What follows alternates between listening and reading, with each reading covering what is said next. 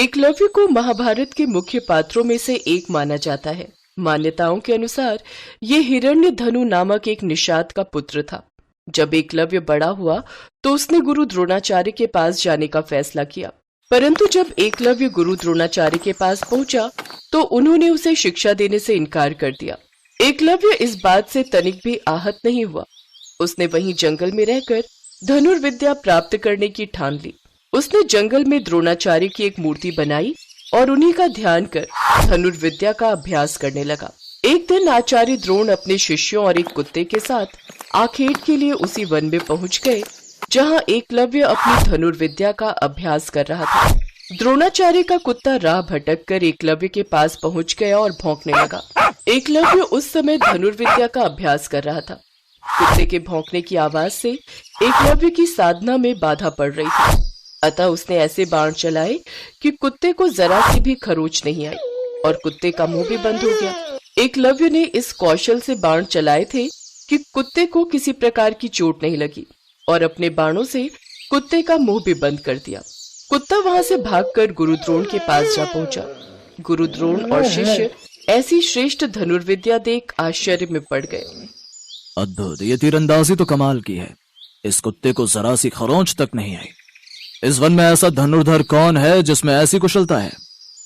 द्रोणाचार्य उस महान धनुर्धर को खोजते खोजते एकलव्य के पास पहुंचे और देखा कि एकलव्य ऐसे बाण चला रहा है जो कोई चोटी का योद्धा भी नहीं चला सकता। उन्होंने एकलव्य के सामने उसके गुरु के बारे में जानने की जिज्ञासा दिखाई।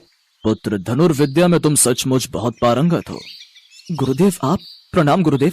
आपके दर्शन पाकर मैं धन्य हो गया। पुत्र, क्या तुम मुझे जानते हो? गुरुदेव, एक बार मैं आपसे धनुर्विद्या सीखने के लिए आया था। मैं वही एकलव्य हूँ। हाँ, मुझे याद तो है, पर तुमने ये धनुर्विद्या किससे सीखी? तुम्हारे गुरु कौन है जिन्होंने तुम्हें ये शिक्षा दी? मैंने आप ही से तो ये धनुर्विद्या सीखी है गुरुदेव। वो देखिए। गुरु द्रोणाचार्य ने देखा वहां एक प्रतिमा बनी हुई थी जो स्वयं गुरु द्रोणाचार्य की प्रतिमा थी। उन्हें ये जानकर और भी आश्चर्य हुआ कि द्रोणाचार्य को मानस गुरु मानकर एकलव्य ने स्वयं ही अभ्यास से ये विद्या प्राप्त की है। अपनी प्रतिमा को देख आचार्य द्रोण ने कहा, अगर तुम मुझे ही अपना गुरु मानते हो तो मुझे गुरु दक्षिणा दो। गुरुदेव, आपको गुरु दक्षिणा में क्या चाहिए? मुझे कहिए, मैं आपको अपने प्राण तक दे सकता हूँ। अच्छा, तो मुझे कुछ भी दे सकते हो? तो एक काम करो, मुझे अपने दाहिने हाथ का अंगूठा दो, यही मेरी गुरु दक्षिणा है। जो आज्ञा गुरुदेव। गुरु द्रोण की ऐसी इच्छा देखकर भी एकलव्य का मन जरा भी विचलित नहीं हुआ। उसने बिना हिचकिचाहट अपना अंगूठा काटकर गुरु द्रोणाचार्य को अर्पित कर दिया। ये देखकर गुरु द्रोणाचार्य चकित रह गए और एकलव्य को आशीर्वाद देकर अपने शिष्यों के साथ वहां से वापस लौट गए। अंगूठा कट जाने के बाद एकलव्य ने तर्जनी और मध्यमा उंगली का प्रयोग कर तीर चलाने का अभ्यास किया। इसके बाद वे अपने पिता हिरण्यधनु के पास गया। पिता की मृत्यु के बाद एकलव्य राज्य का राजा बना। एकलव्य ने अपने राज्य का विस्तार करने के लिए निषाद भीलों की एक सशक्त सेना बनाई। प्रचलित कथाओं के अनुसार एकलव्य श्री कृष्ण को शत्रु मानने वाले जरासंध के साथ मिल गया था। जरासंध की सेना की तरफ से उसने मथुरा पर आक्रमण भी किया। एकलव्य ने यादव सेना के अधिकतर योद्धाओं को मार दिया था।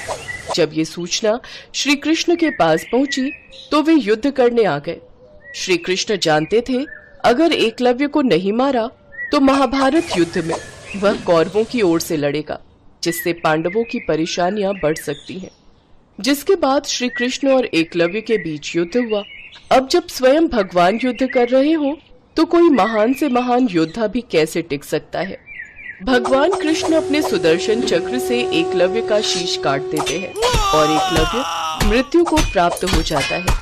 एकलव्य की मृत्यु को लेकर कुछ और कथाएं प्रचलित हैं। कहा जाता है कि रुक्मणी भगवान श्री कृष्ण से प्रेम करती थी, इसलिए भगवान कृष्ण रुक्मणी को अपने साथ ले जाते हैं, क्योंकि रुक्मणी के भाई ने उनका विवाह जबरदस्ती शिशुपाल के साथ करने का ठान लिया था।